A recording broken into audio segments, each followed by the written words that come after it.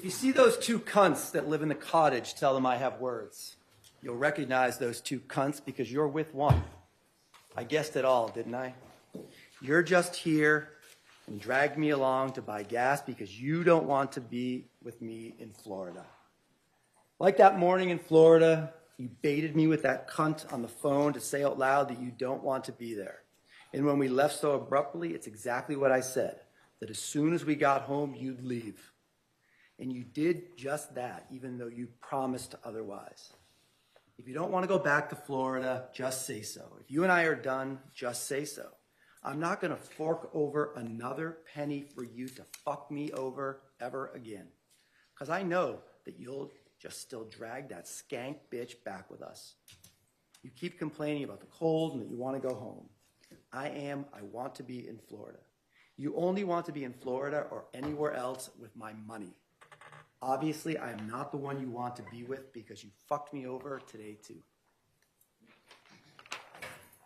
I started the closing the same way I started the opening, with the words written by Judy Church, the first time in her notebooks and this time in the notes section of her phone. The Commonwealth can call witnesses, we can introduce evidence, we can talk about the science, but nobody can give you a better picture, nothing can give you a better picture of the nature of the toxic and dysfunctional relationship that existed between Judy Church and Leroy Fowler than the own words that come out of the pen of Judy Church. She's the one that describes that relationship using those vile words, which I've used during the course of this trial because they're important. In a courtroom, we don't pretend that words don't mean what they mean. We don't say the C word. We use the words that people actually say. In the defense, they won't say it because they know how vile it is. They know how angry it makes Miss Church. They know how much she had to have hated Barbara Randall to use that word over and over and over again. She used it with her friends. She used it with Leroy. She used it with the police. The first time they show up at her house, not knowing a single thing about Leroy, not knowing a single thing about Judy Church, she says, oh yeah, she describes his other girlfriend as the cunt. This was not a healthy relationship. This relationship was toxic. Judy Church hated Barbara Randall. She hated that Leroy left her to go see Barbara. And it was a horrible thing, right? This is a horrible relationship. Leroy Fowler was doing horrible things, right? He treated Judy poorly. He treated Barb poorly. And Judy, she just hated it. He left her alone over and over and over again. Every time he left her to go to Barbara's house, what he was telling her, what he was saying to her was, you're not enough. You're not wanted. You're not loved. I need more than you can give me.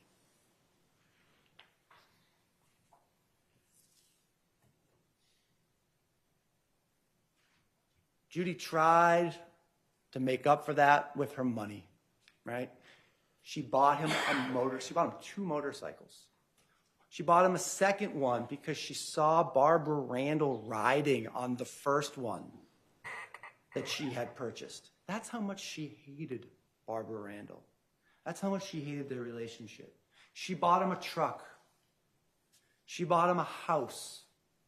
And no matter how much money she spent, every single time, as I just read to you in Exhibit 46, no matter how much money she spent, she knew that Leroy was going back to Barbara, and she hated it. She snooped on Leroy's phone. She took pictures of their text messages. When the text messages were happy, when Barbara and Leroy were having a good time, it must have been awful for her. When they were fighting and breaking up, it must have made her happy, right? When she saw the video on Leroy's phone of him proposing to Barbara Randall, it must have been like a knife in the gut. God, she hated Barbara Rand. She hated her. She had the voodoo doll that, despite what Mr. Narkunis is not something that normal people do, that people normally do. It's just not. Leroy removed Judy's name, the tattoo that he had over his heart at Barbara Randall's urging. God, how painful did this have to be for Judy? No matter what she did, he always went back to Barbara every single time. She had to know, no matter what she did, he was never going to be faithful to her. He was never going to stay with her. Now, it was described during the trial by Mr. Scully as an open relationship. Judy herself told the police, "He cheats on me." She knew this was what it was. She knew this was cheating. This was not an open relationship. This was toxic. This was horrible. It was dysfunctional. It was just horrible what he was doing to her. And she made the decision to poison him. Mr. Narkis, there's no motive. There is motive all over this case. Not only is there motive, there's means and there's opportunity. Judy Church was the only person with Leroy Fowler the night that he died. Leroy was a perfect victim of ethylene glycol poisoning. His diet seems to have consisted entirely of soda, Powerade, cupcakes, and coffee milkshakes. Those were his 4 food groups. The man didn't eat anything or drink anything that wasn't pure sugar. The perfect vehicle for hiding ethylene glycol in the poison you're going to give somebody.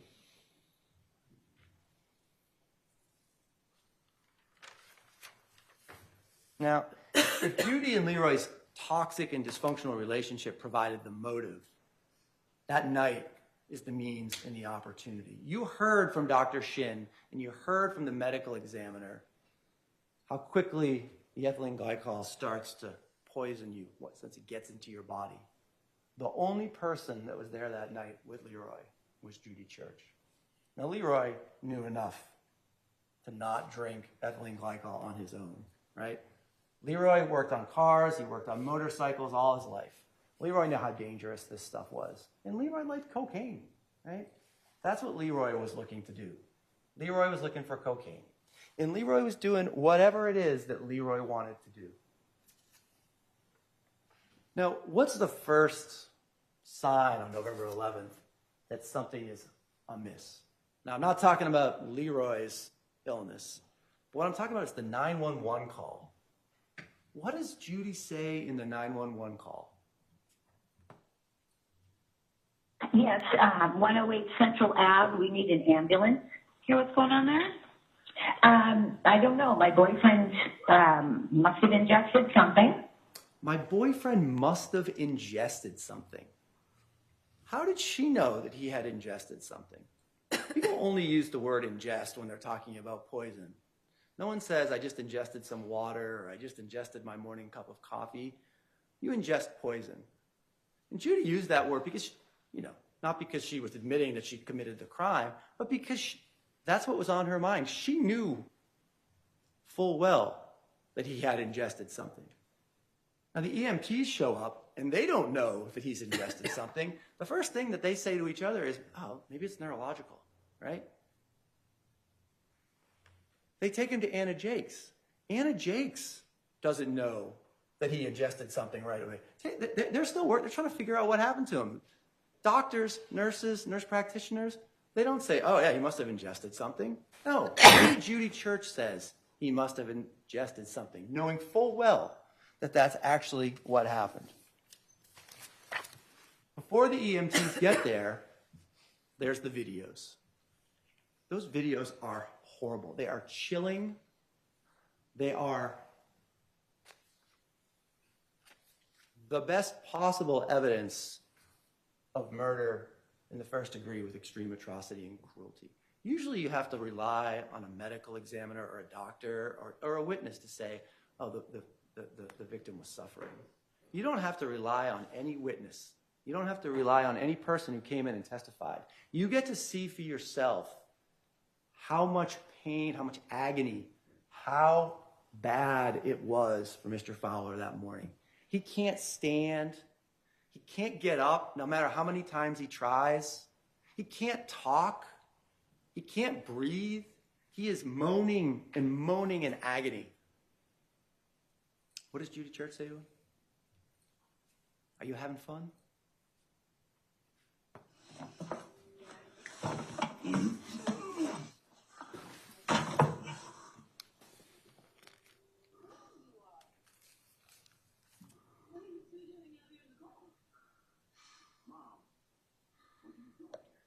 You having fun?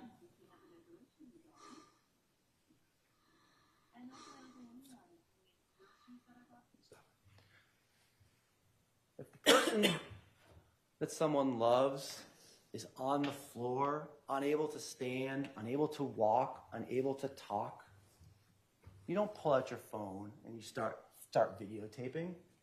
You call 911. For any of those things, you can't stand, you call 911. They can't talk, you call 911. They can't breathe, you call 911. Their stomach is like that, you call 911. He's got all of these things. And for a half an hour, she sits on that bed and she videotapes him. She tells the police she gave him a pillow, she gave him a blanket. It's not on the floor, nothing. The only thing that's on the floor is the dog bed.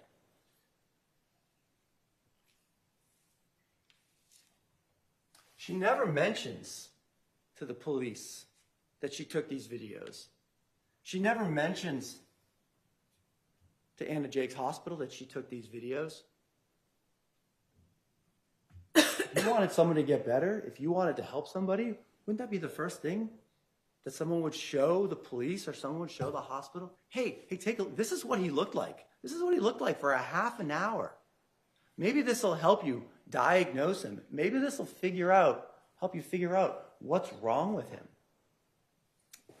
In one of the more surreal moments of the trial yesterday, you heard Mr. Narkunis cross-examining the medical examiner.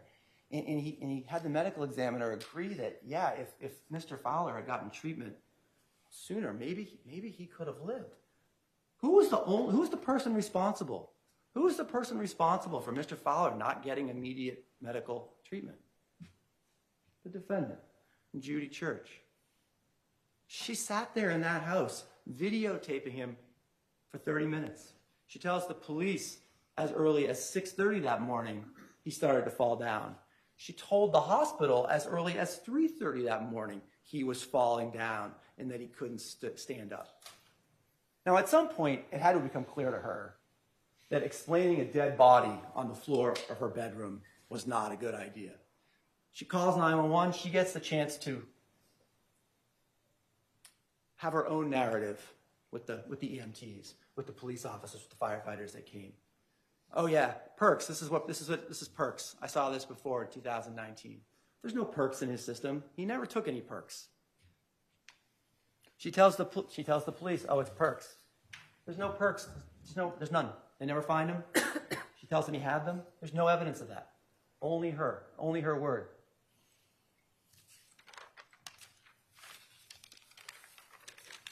Even before November 11th, it appears that Leroy was ingesting ethylene glycol. His symptoms, as described by Michael Hawkins, were the same symptoms that you heard about for stage 1 of ethylene glycol poisoning. You heard Dr.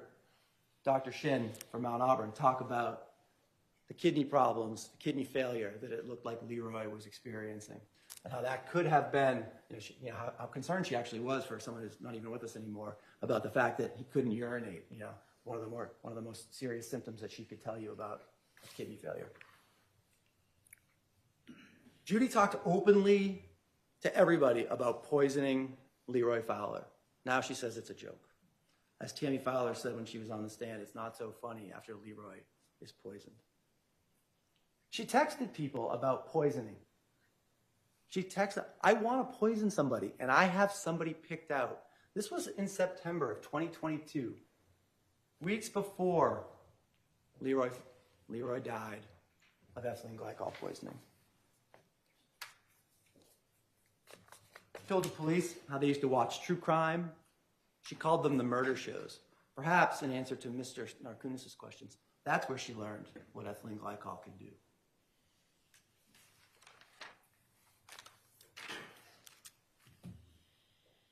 During that first interview with the police, when did she show the most emotion? Not when talking about Leroy's condition, but when they mistake her for the other girlfriend, for the visiting girlfriend. She says, "I'm not the visiting girlfriend."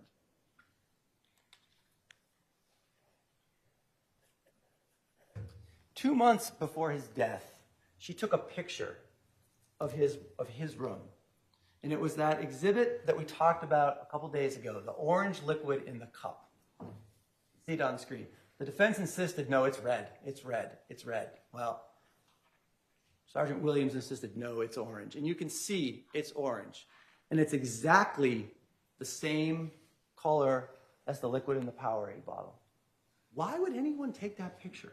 Why would you ever take a picture of that on your phone, of what somebody's drinking? Is it another trophy? Like the videos that she took of Leroy as he lay dying on her floor? We don't know, but what we do know is that that orange is the exact same color as the orange in the Powerade bottle. That picture taken in August of 2022.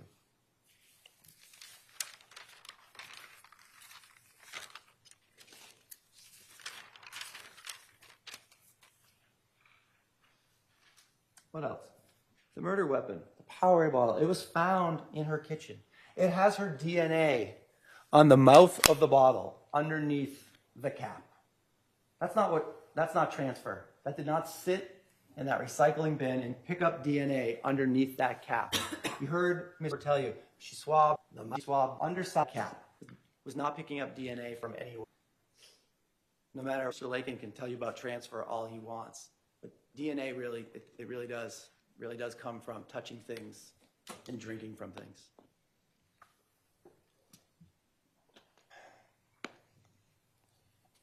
Her DNA is on the mouth of that bottle.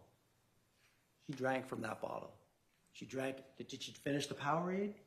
Did she show it to Leroy so that he would think it was safe? Take a little sip? She tells the police actually that night when Leroy came to her bedroom, she thought he was dehydrated. She showed, yeah, I gave him something to drink. Now the defense rests much of their case, much of their defense on the bittering agent that they say would have kept Leroy from drinking this because he would have noticed it. Now, you heard from NMS that they don't have this test. State Police Crime Lab doesn't have this test. Now, and the defense says, well, the state police, Trooper Williams, should have gotten this test done. Can you imagine the uproar from the defendant if the Commonwealth of Massachusetts had called up a random marijuana testing company with no forensic abilities at all to do a test in this case? Can you imagine the outcry? Mass State Police call weed company testers to test evidence in a murder case. Now, these are the same people, when you heard the testimony yesterday, that provided their results to a different defense expert 2 months before they actually did the tests. I think the less said about MCR labs, the better.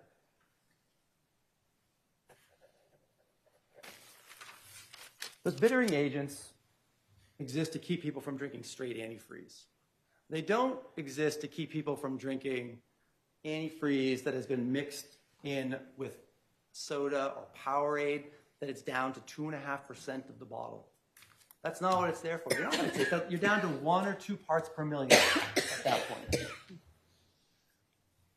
Regardless of the Bitrex that was in that Powerade, one of the uncontrovertible facts of this case is that Leroy Fowler had ethylene glycol in his blood. He had it in his body. He had it in his system.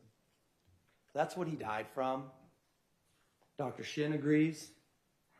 The medical examiner agrees. And if you look at the Beth Israel records, you'll see that that's what he died from as well, despite the representations made in the closing by Mr. Narkunis.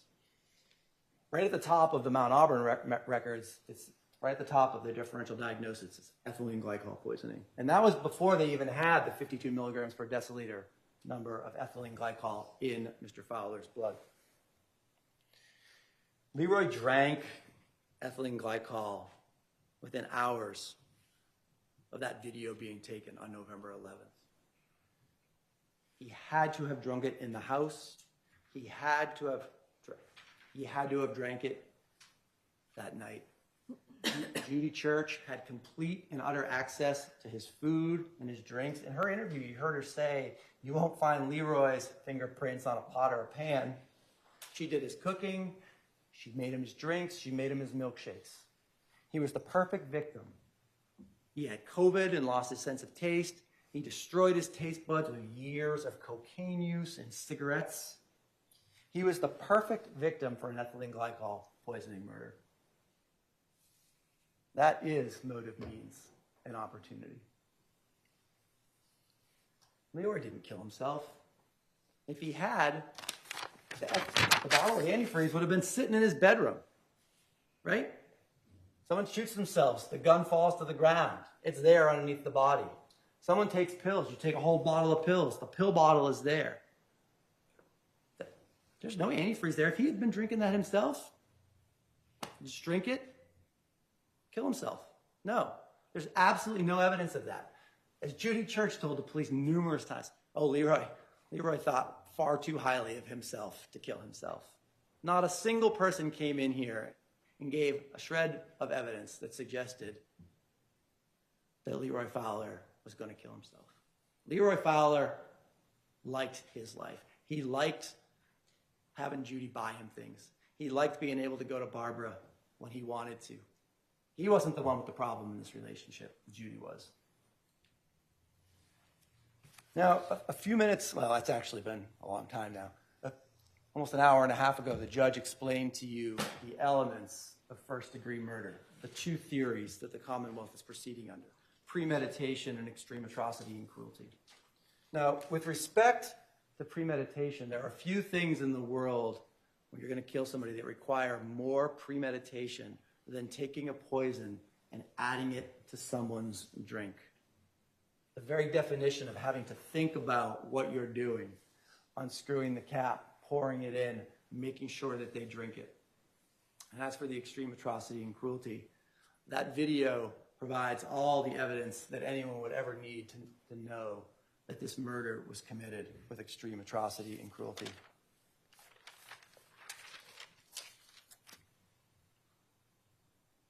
Leroy Fowler was not always a good man, but he did not deserve to die the slow, horrible, painful death that Judy Church inflicted on him.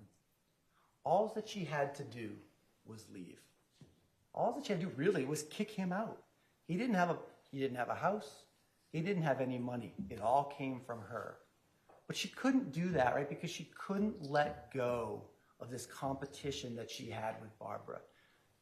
One of the notes that I read to you yesterday said, "You'll lose this competition every single time. You will never," and I'm paraphrasing, "you'll never defeat me. You'll never beat me." That's what caused this. That's what brought along what happened on November 11th. That's what caused the poisoning of Leroy Fowler.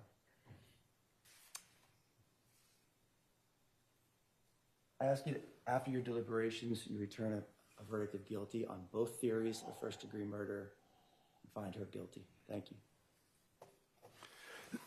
Thank you, Mr. Camelio.